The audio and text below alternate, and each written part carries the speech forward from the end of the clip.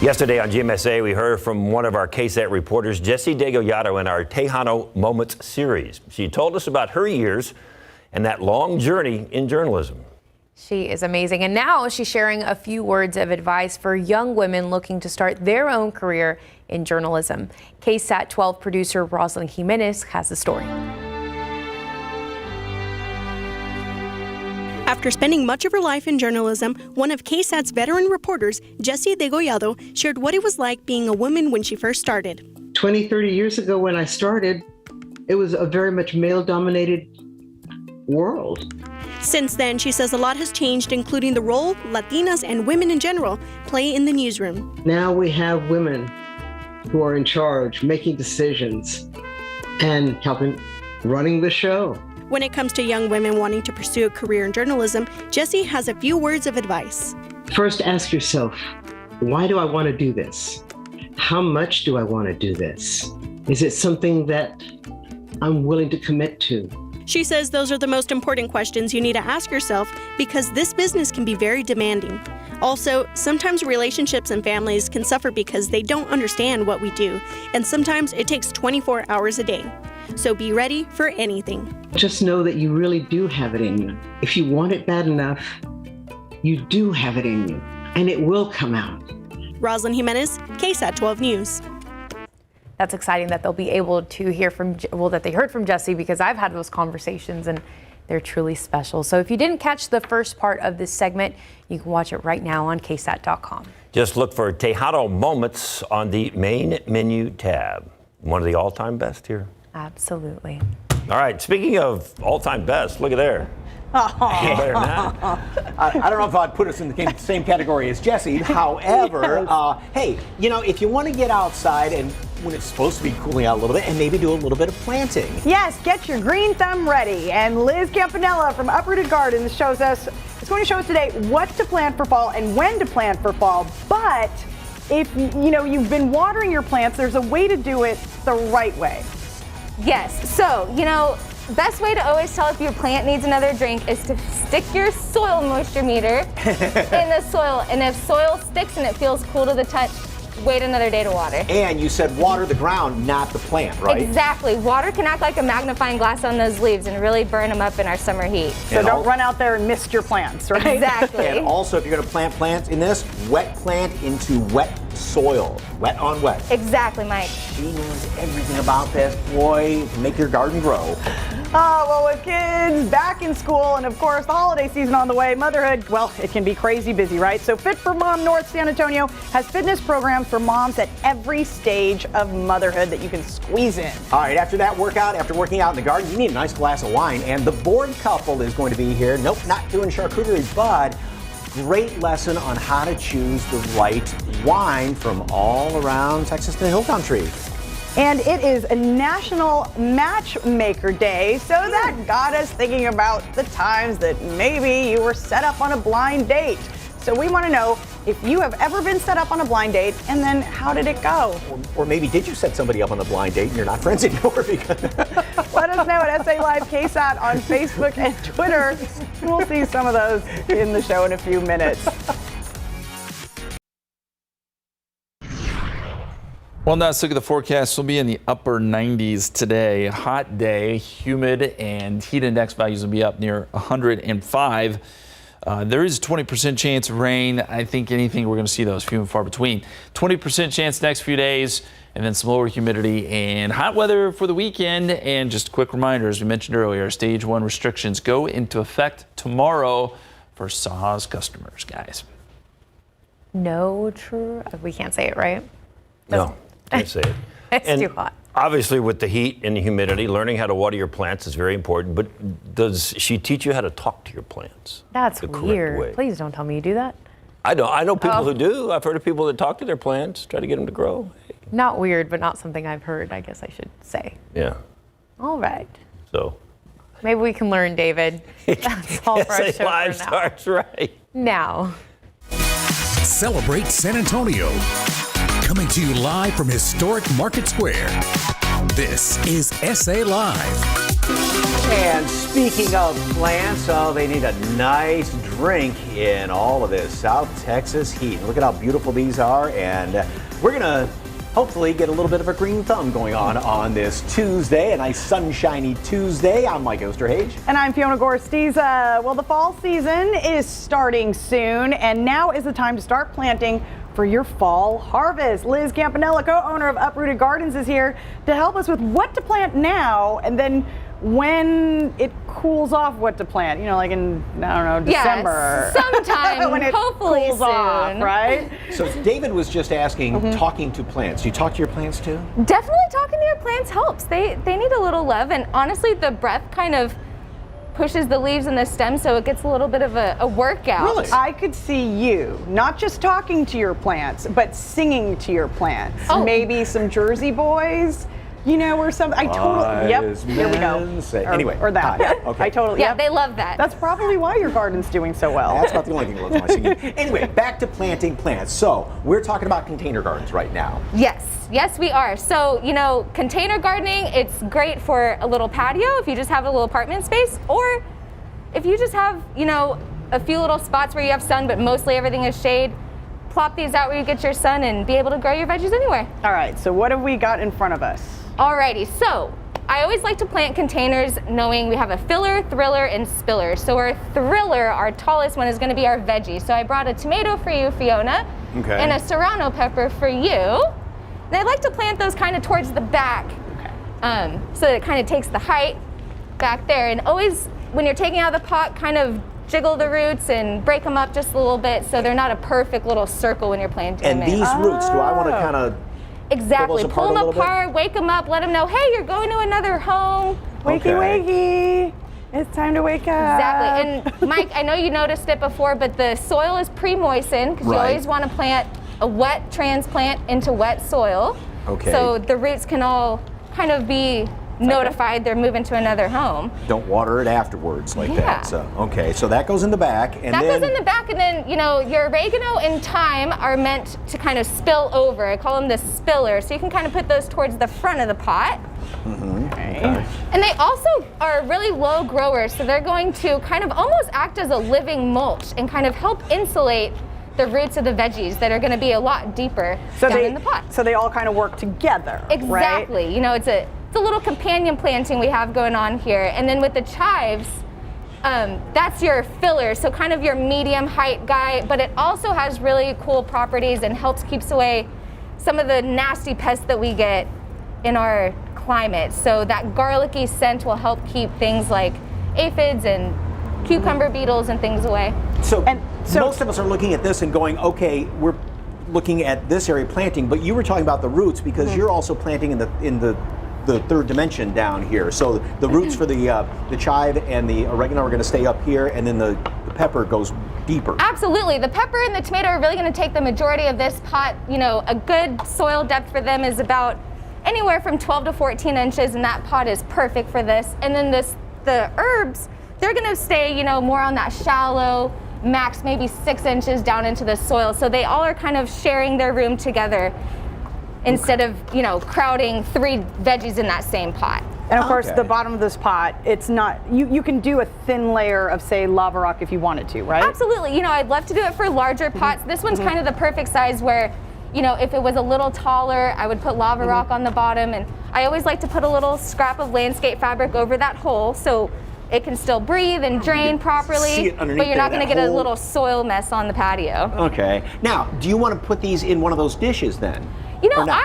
I honestly don't like to because those dishes usually hold water, and that's the point of the hole on the bottom of the pot is to let it breathe and drain. And so if sometimes we forget and then we come back later and that dish is still full of water, then we have some wet feet, and that's definitely something we don't want with veggies. Wet's as bad as dry.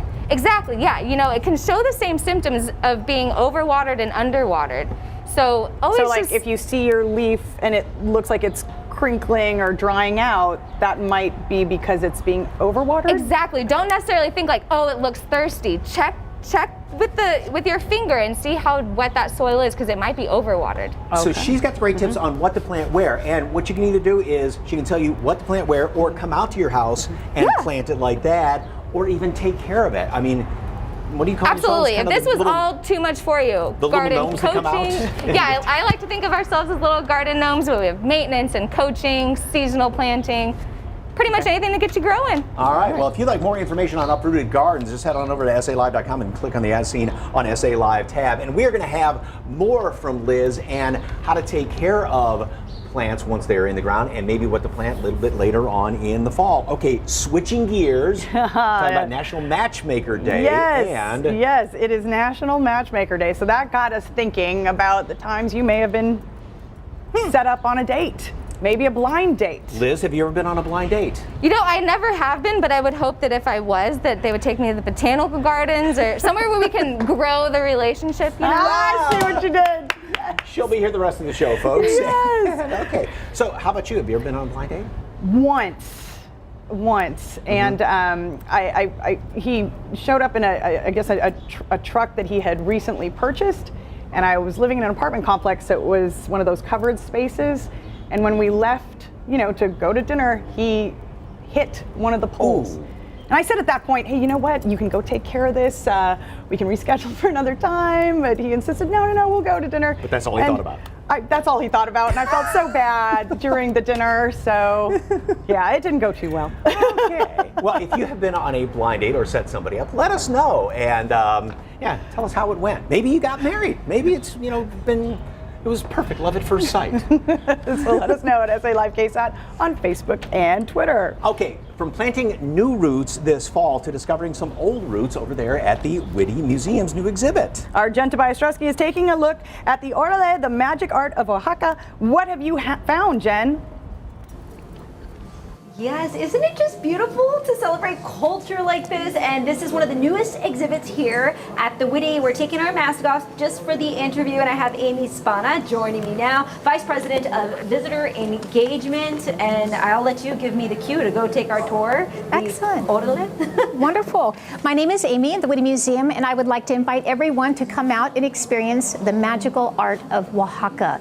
This exhibit really celebrates the art, the technique, the crafts that are passed down from generation, and it's just, it's a magical exhibit. So, orale, let's go. There we go. There's our cue. So as we come in here, I notice all the colors. Yes. But this art here, and you mentioned that all of these. Yes. Right here. So here we have a map of Oaxaca, so we can see where we are in relation to San Antonio. So the state of Oaxaca is in the southern part of Mexico, and in this exhibit we have 9 different communities that are represented.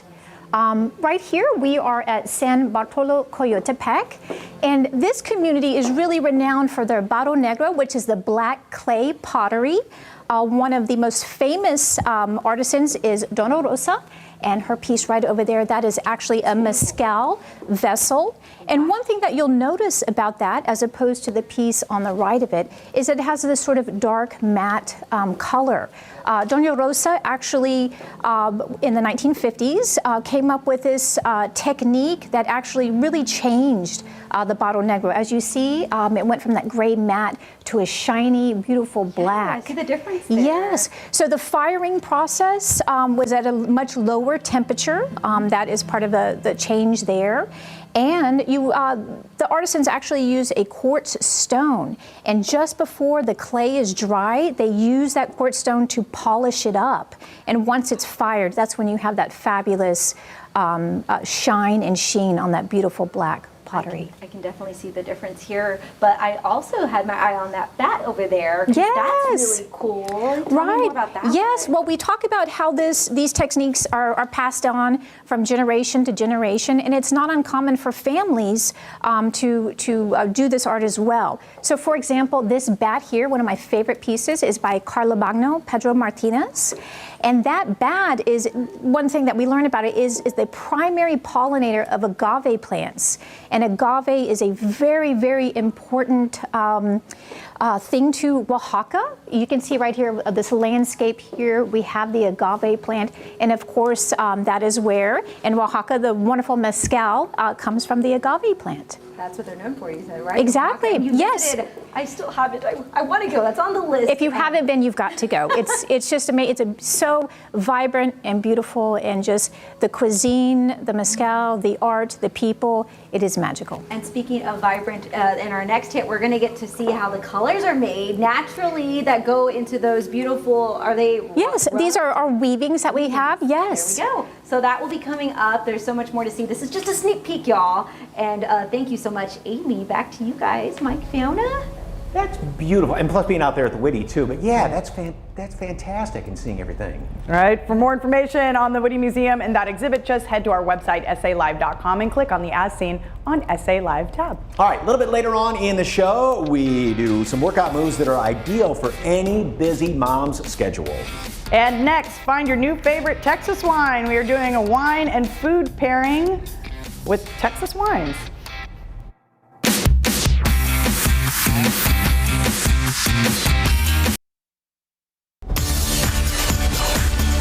Well, why not? Our resident wine whisperer is here to help us with deciding which local wines go with a particular pairing.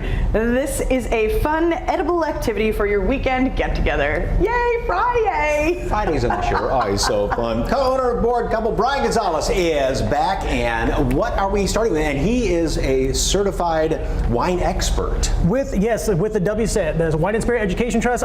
You know what? And I like that wine whisper. You know, I'm a wine enthusiast, but I got to admit something to you guys. You know, as much as I love coming on here talking about wine on SA Live, I love Texas just as much. So that's what today's about. Texas wines. All right. Not just the usual varietals. That's the fancy word. Just means grapes. Okay. But these are the ones that really thrive here in Texas. Now these are so cool because up in the high plains we have our Texas heat. They're no stranger to Texas heat, right? Mm-hmm. But then in the night they get that cool Gulf Coast wind. I don't know if you've heard anything like called the diurnal shift, Mike. It's a little meteorology for you. Glad we talked about this before we started sampling wine. So, and I mean, but like you said, they like that heat stress. Yes. That's good for the grapes? It's wonderful. It makes delicious fruit. So they, under pressure, under that stress, they really thrive. And so these varietals particularly do. This first wine is called Pigpole. So not one that you may have heard of, and it's a very has a floral, kind of a citrusy, and it's very coastal. You may pick up some salinity notes, and that's a good thing because that means that it pairs well with shellfish,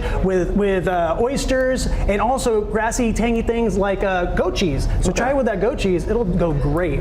The next wine is Rosé of Tempranillo. Now, Andy and the gang over at Adega Vino, it's over in Stonewall. He did something cool. He realized that his soil there is much like that of Spain. It's a lot of clay in the Pedernales Basin, and so what's really neat is he grows great Tempranillo, and this shows the versatility. I don't know if you remember our Rosé day on the last segment. Yes, I do. I mean, it's kind of a blur. I know, a little bit. It was a fun day.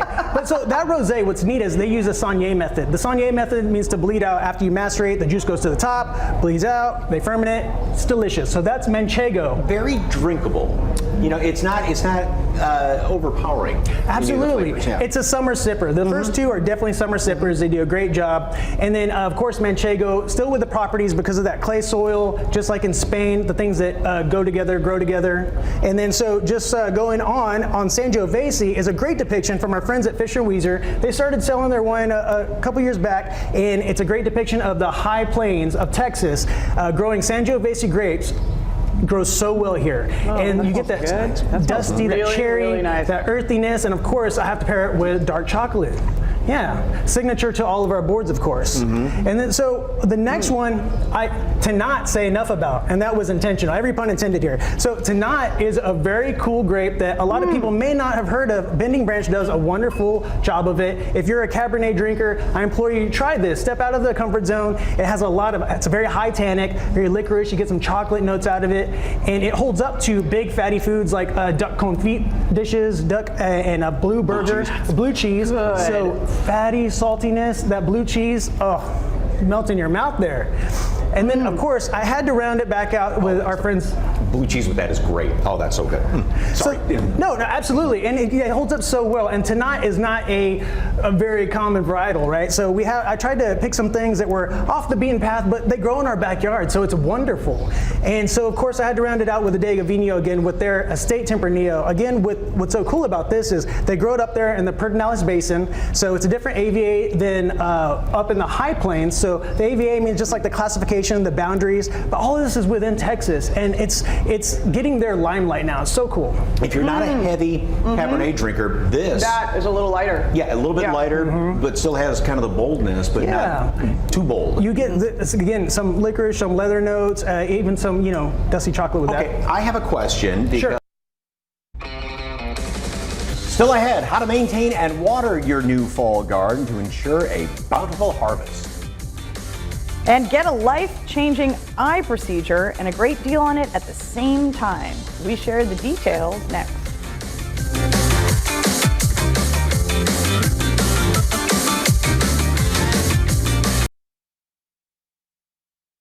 When is the right time to ditch your glasses and contacts? How about right before fall allergy season? Well, Dr. Carlos Manrique has more than 20 years of experience, and over that time, he's performed more than 58,000 laser vision correction procedures. And here to tell us more is Richard Doinoff, Operations Manager at Manrique Custom Vision. Welcome, welcome. Yeah. All right, so you're operating with safety in mind first. What does that entail?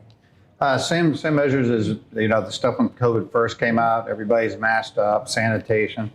Always keeping in mind we are a doctor's office first, so that comes without saying. So when you come in for your screening, just make sure you haven't traveled outside the U.S. So just same normal regulations everybody else has. Screen's about an hour and a half. Make sure that it's safe for you. Come back, we tell you about the procedure, and we can still get you out of your glasses or contacts usually in a week or two. So Z-LASIK is blade-free and pain-free. So you mentioned, you can kind of call, you make the appointment, in a week or two, you could be, without your glasses or contacts, but the actual procedure is so quick, right? It's amazing. If you ever want to look at our Facebook page, just to go look at it, but it just takes under 10 seconds now to make you see correctly. Blade and pain-free, nearsightedness, farsightedness, and astigmatism. And now that it looks like we're going back into masks and all that other stuff, you don't got to worry about the glasses fogging up. Yeah. Contacts drying out. It's time to get it done. So if someone wants a consultation, is it free? Yeah, it's absolutely complimentary. You come in, like I said, follow the COVID instructions. You come in, it takes an hour and a half, and we'll make sure you're a good candidate. And so what about financing? Can folks use their flex spending accounts, stuff like that? Absolutely. Flexible spending account, medical spending accounts, and we do have great financing, up to 36 months interest-free, and then low monthly payment plans. And so what do folks say who get this procedure done? I mean, what's their reaction in, just those few days afterwards? Actually, right after the procedure, you got a couple people here that have had it, they can't believe it right after. They're like, I can actually see across the room, which is about 20 foot away. And I'd say at least 80% of people say, I can't believe, why'd I wait? Why didn't I listen to you? Stuff like that. Why didn't I listen sooner? Why didn't you listen? All right, so for folks watching right now wondering, wait, why? Okay, fine, I won't wait. How can they save if they call or text? If you call or text, we will offer up to $2,000 off your Z-LASIK, depending on a prescription. It's a great time to have it. Dr. Manrique treats everybody like a family member. Basically, you come in and we'll just take very good care of you. All right, well, let's get the information up on the screen. Call or text today to get up to $2,000 off your Z-LASIK procedure at Manrique Custom Vision, depending on your prescription. Just call 210-354-2020 or text LASIK to 45384 for an instant discount. For more information, just head to sa.manriquei.com. Richard, thank you so much. Thank you.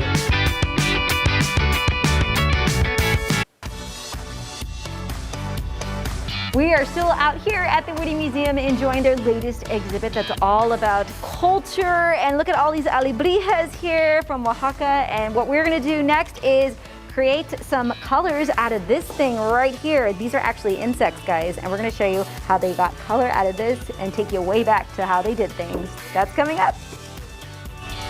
And we show you some watering basics and how to maintain a properly mulched garden.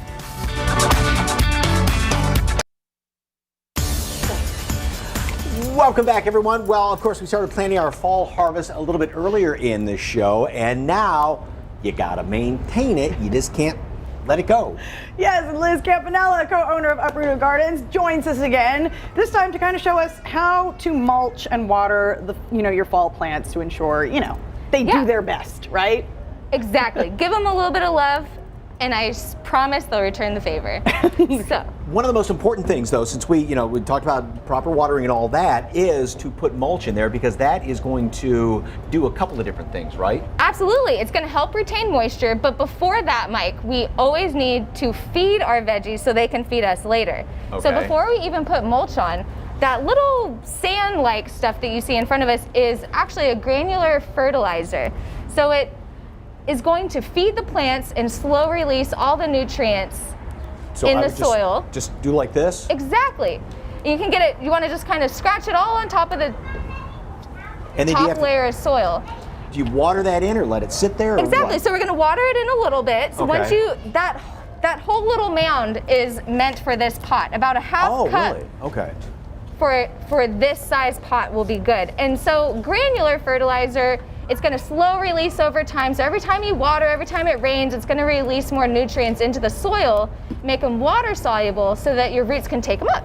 Okay. Now, if you're not doing it in a pot, and we've used really good soil in here, and you've got something that, my backyard, you helped out for our segment for the summer special, and the moon was more fertile than this one plot of land I had there. I love that you say that. And you put stuff into the soil first of all. I mean, it was the whole prep leading up to it. Exactly. So a pot, like we say, got to give it everything it'll ever need in this pot.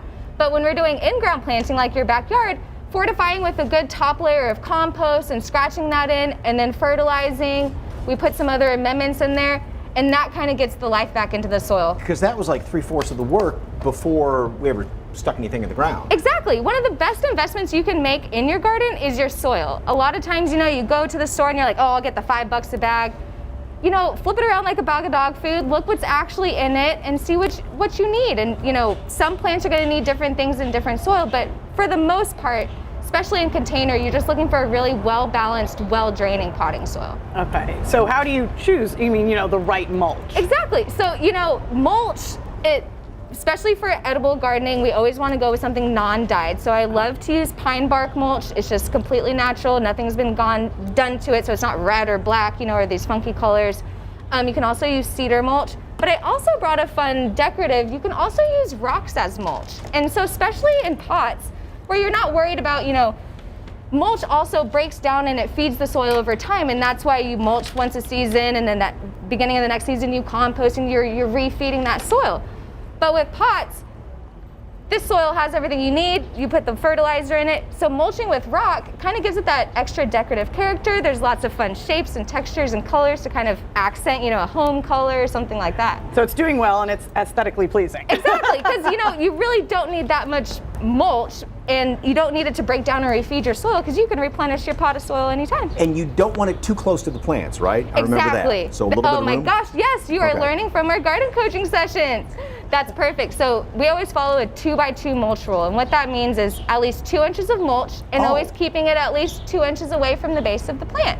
So you're not crowding and creating any sort of like fungal and, What about, because I know mulch helps to keep the weeds down, what about putting like landscape fabric in too? Will that, is that a waste of time? It can be useful in some situations. I like to use it more for a perennial type landscape, or where there's going to be just a majority of herbs and pollinator plants. But when we're wanting to feed and, really work the soil, I like to just, keep it bare bones and know that I can just rework that soil every season. Okay, and again, they can come out and make a plan for you, and then you plant it, or they'll plant it, or they can do the whole thing, and you just come in, sneak around and water the plants and take care of them, weed and everything like that, and everything's going to look perfect. Exactly. So as much or as little as you want to be involved in your garden, we'll do the rest. Okay. Well, if you would like more information about Uprooted Gardens, and let me tell you, what she did in my backyard, it is just amazing. I was actually getting basil and stuff and eating it. It was beautiful. Head over to SALive.com and click on the As Seen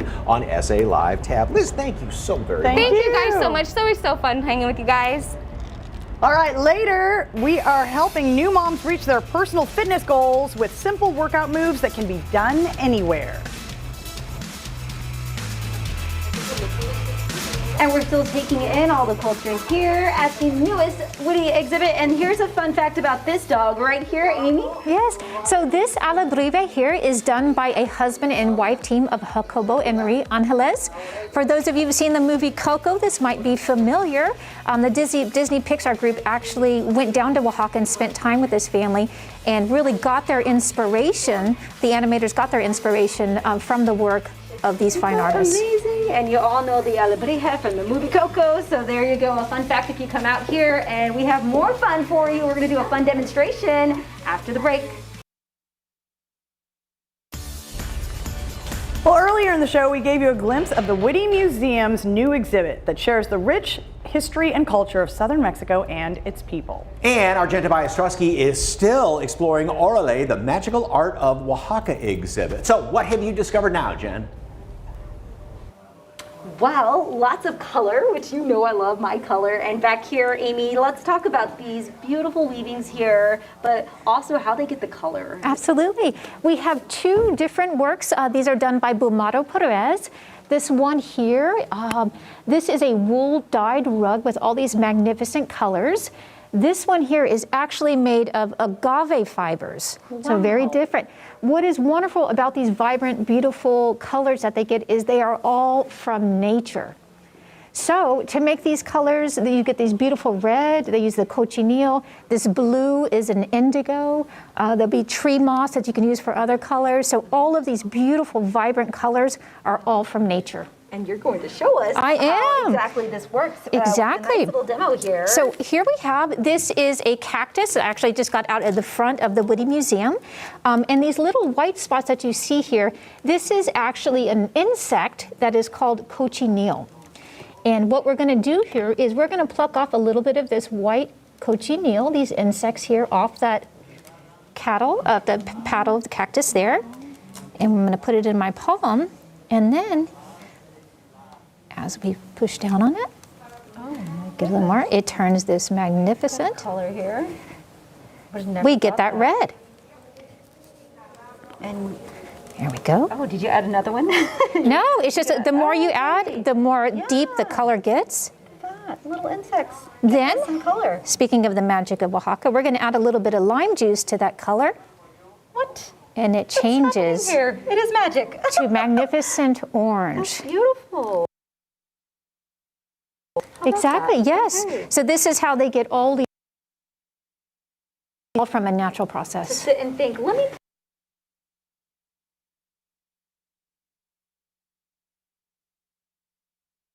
We are having some technical difficulties there, but such an incredible new exhibit there at the Whitty. And that's cool how you get showing, from the plants and everything. I love the history like that. The artwork and everything is just so beautiful. And the Whitty's a great place to just go hang out, too. Yes, all right. And so for more information on the Whitty Museum, all you have to do is head to our website, salive.com, and click on the As Seen on SA Live tab. All right, we are getting fit with moms. We learn workout moves from a local group of moms that train together.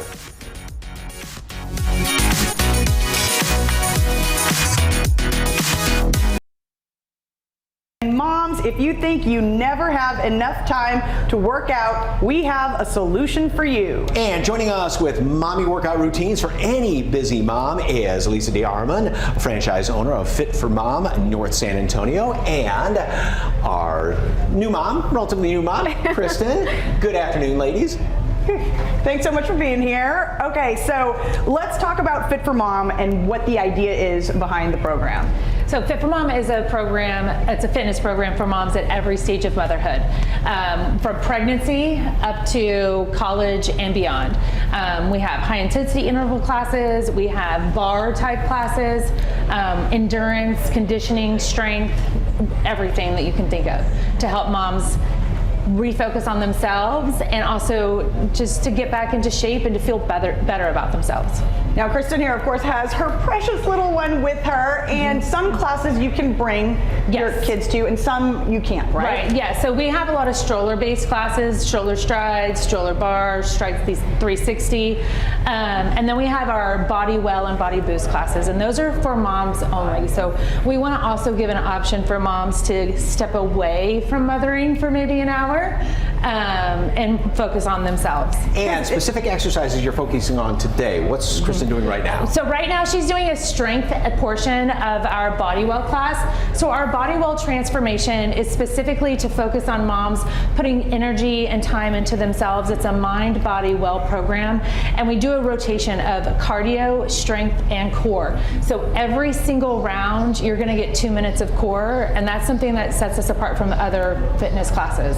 Okay, and so what's one move we can do right now? So she's doing a squat with a press out and an overhead press, and so she's just squatting down with her weight in her heels, taking that dumbbell out, and then all the way up over. So that's our strength. Okay. And then we can have a core and a cardio also. Okay, so what's one that we can do? So next we would do core, and so she takes the weight straight over her head, and then she lifts one leg up, and then she brings it around. So this is what we call like a standing core.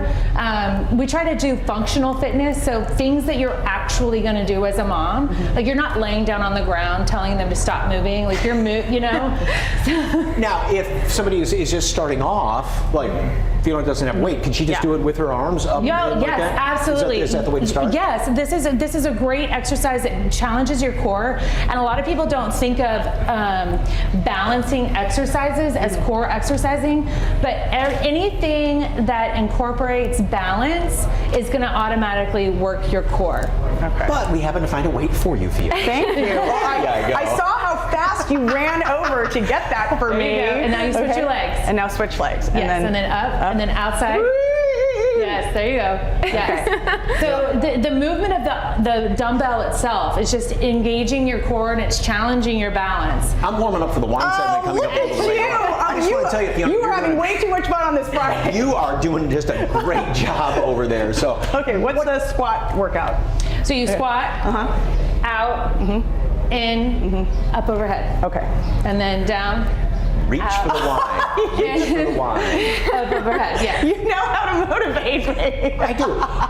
What do you tell new moms that, just like, I don't want to get out and work out. I can't do that right now. How do you get them to start working out? So one of the first things that you can do after having a baby, even within the first 6 weeks, you can walk.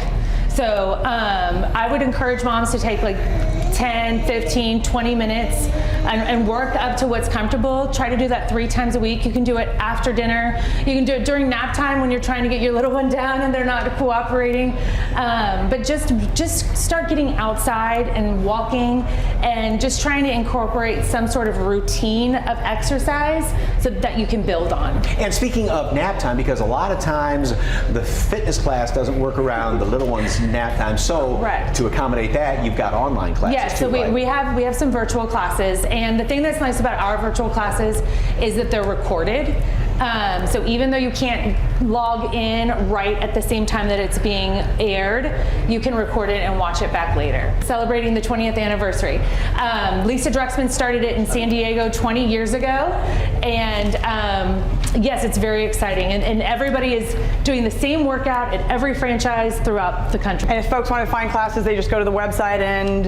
Yes, so you go to fitformom.com and you put in your zip code, and we'll have the class nearest you. Right now we're doing back to school promotions, so for moms with babies and for moms without babies, maybe your littles are already off to school, so we have classes for everybody. Fantastic. And about 5 different locations in town here, right? Yeah, so we have Alamo Heights, North San Antonio, Stone Oak, Bulverde, Bernie, Helotes, and Alamo Ranch. Wonderful. Thank you so much, Lisa DeArmond and Kristen. For more information on Fit for Mom North San Antonio, just head to SALive.com and click on the As Seen on SA Live tab. And a big shout out to Gray, too, because he is great. I know. This is what he's been training for. Okay.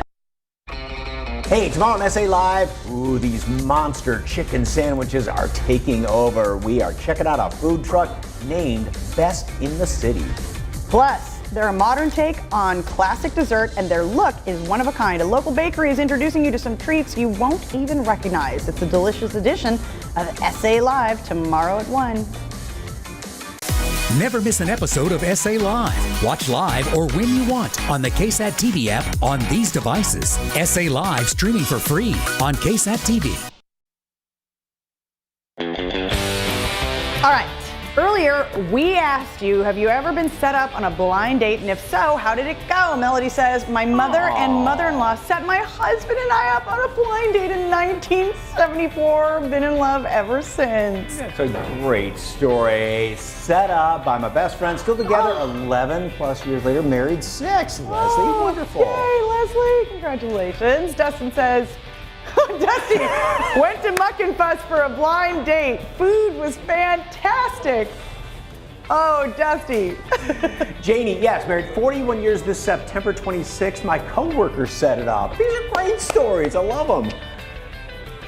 Lisa Ann says, yes, sadly twice with my friend's boyfriend's friend, and both times it did not work out.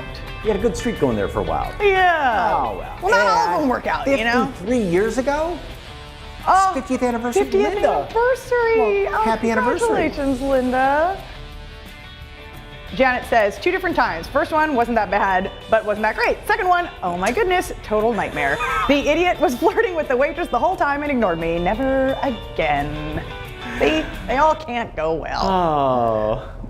Anyway, hey, back to Uprooted Gardens. Look at that on the left. That was the moonscape that I had there. And then on the right, this was back a couple of months ago in June, I believe. And now this is what it looks like today. These things have grown, and it's because Liz, did the soil and all that. And that's what she does. She can come out to your house, take that moonscape on the left. This is when we planted it there on the right. And that's what it looks like today. I mean, the peppers are like these things are about 4 feet tall. And all the prep that she did to the soil, first of all, like I said during the interview, that was about 2/3 of the time she was out there. So and all the singing you do too to them, I think. No, helps. I don't, and that's why they grow so. When I picture you in your garden, Mike, I see you singing. No, the neighbors. You're gonna add this, aren't you? Neighbors don't. Like, there's no laws about that, about me singing. So I thought it would be Bonnie. That too.